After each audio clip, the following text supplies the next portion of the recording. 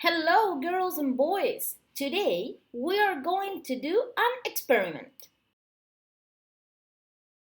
Leak-proof bag. That's our experiment. Let me tell you first the materials you are going to need. 1 Ziploc bag,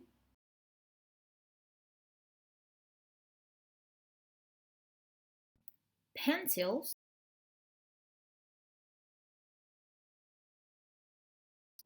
and water. Let's see now what we will have to do. Today's experiment is called leak-proof bag. And to do so, you will have to pour the water into the Ziploc bag, close it, and with the sharpened pencils, you will have to try to pass through the bag. But I'm not going to show you how it ends. That's your job as a scientist. So, for this experiment, today we will become scientists. And for that, we will have to follow 5 steps. Step number 1. Ask a question. If I go through the bag with the pencils, it will leak water?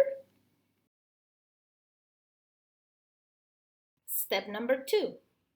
Make a hypothesis or a prediction. As a scientist, before you start with the experiment, you have to write down your predictions. And a prediction is what you think it will happen. And for that, you have to answer all the questions you did before. Now you will have to think and answer the question, and after that, you will have to check on your mark sheet your prediction. Step number 3. Now you can conduct the experiment. Now it is time. Do the experiment so you can test your predictions. So, while you do the experiment, you have to follow step number 4. On this step, you have to collect all the information from the experiment. And for that, you will have to check on this mark sheet the result. For the step number 5, you have to draw your conclusions. So compare your predictions with the results. Here, you will have to draw your conclusions comparing your predictions with the results of the experiment.